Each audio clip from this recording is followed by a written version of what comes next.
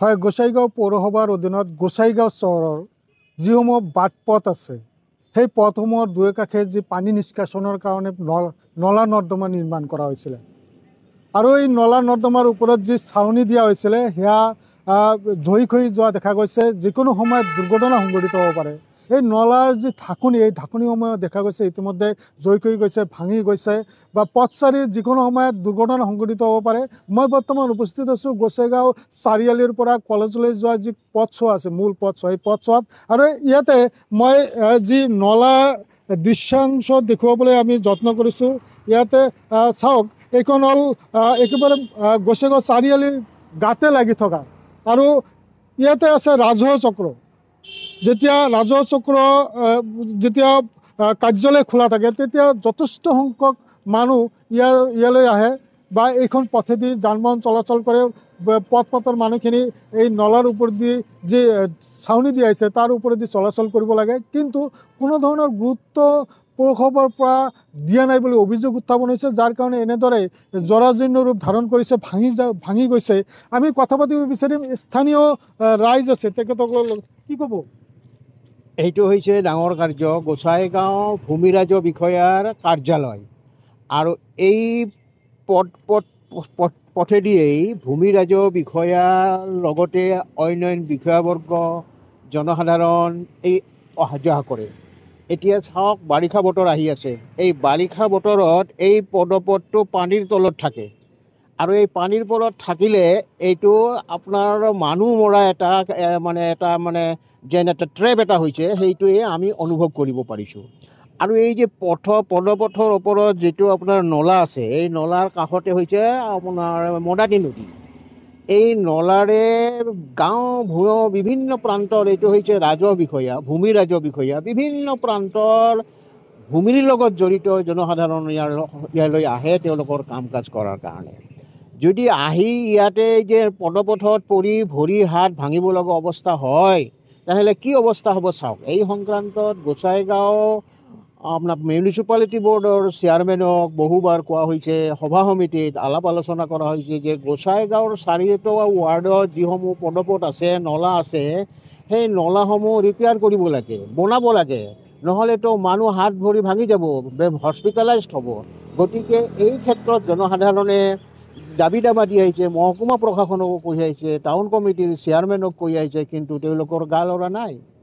ইয়াৰ কাৰণ কি আমি বুজি নাপাওঁ, এক নম্বৰ 1। নম্বৰ 2, আৰু যিবিলাক এই যে নলাবিলাকে বান্ধিছে নহয়, এনেকুৱা ঠুনুকা, মানে এজন যদি প্ৰকাণ্ড মানুহ, আঢ়াই মনৰ মানুহ যদি ইয়াৰ ওপৰত এটা জাপ মাৰে নহয়, নলাটো ভাঙি যায়।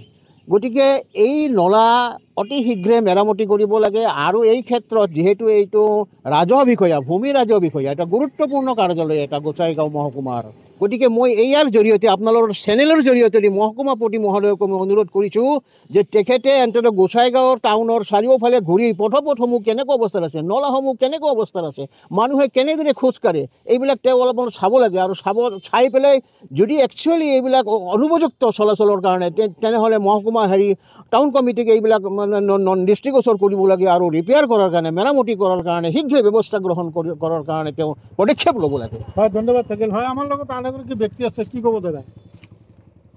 হয়, এই গোসাইগাঁও ৰাজহ চক্ৰ বিষয়াৰ কাৰ্যালয়ৰ গেটৰ সন্মুখতে যি ৰাস্তাৰ কাষত যি নলা আছে, এই নলা এক মৰণ ফান্দত পৰিণত হৈ আছে।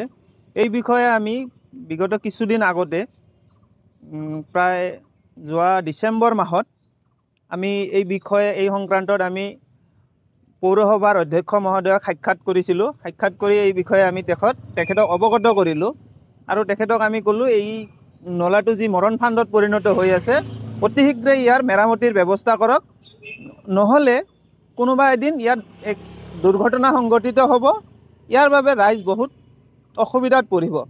তেখেতে আমাক প্ৰতিশ্ৰুতি দিলে অতি কম সময়ৰ ভিতৰত এই নলাৰ যি মৰণ ফান্দত পৰিণত হৈ আছে, ইয়াক আমি মেৰামতিৰ ব্যৱস্থা কৰিম বুলি তেওঁ আমাক প্ৰতিশ্ৰুতি দিলে।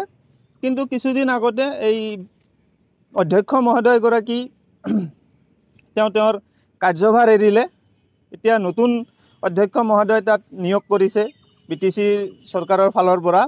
তো আমি বৰ্তমানৰ অধ্যক্ষ মহোদয়গৰাকীক আপোনালোকৰ চেনেলৰ যোগেদি এক আবেদন জনাব বিচাৰিছোঁ অতি শীঘ্ৰে এই গোসাইগাঁও ৰাজচক্ৰ বিষয়াৰ কাৰ্যালয়ৰ সন্মুখত যি নলাৰ যি এক মৰণফান পৰিণত হৈ আছে, এইখিনি তেখেতে যাতে অতি শীঘ্ৰে মেৰামতিৰ ব্যৱস্থা কৰে আৰু ৰাইজৰ যাতায়াতৰ বাবে সুচল কৰি তোলে। ৰাজচক্ৰ বিষয়াৰ কাৰ্যালয়ৰ সন্মুখতে নহয়, চহৰখনৰ বিভিন্ন মানে ৰাস্তাৰ কাষত থকা যি নলা নৰ্দমাসমূহ আছে, এই একেই অৱস্থা। আপোনালোকে যদি অলপ সৰজমিন তদন্ত কৰে, এনেকুৱা আৰু বহুতকেইটা আপোনালোকে দেখা পাব।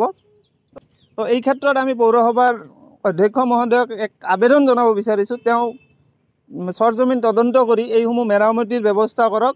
কাৰণ বাৰিষা সমাগত, বাৰিষাৰ আগে আগে এই মানে ব্যৱস্থাসমূহ তেওঁ যদি কাৰ্যকৰী কৰে ৰাইজ যথেষ্ট উপকৃত হ'ব। হয়, ধন্যবাদ থাকিল। হয়, এটা কথা ক'ব লাগিব, সেয়া হ'ল স্থানীয় ৰাইজে আবেদন জনাইছে, দাবী জনাইছে, সেয়া হ'ল যাতে গোসাইগাঁৱৰ যি নলাসমূহ আছে সেয়া যাতে গুৱাহাটীৰ দৰে অৱস্থাৰ সৃষ্টি নহয়। গুৱাহাটীত যেনেদৰে প্ৰায় সময়ে খবৰ পোৱা যায়, তাতে নলাত পৰি বিভিন্ন ধৰণৰ মানুহ আহত হৈছে, নিহত হ'ব লগা হয়।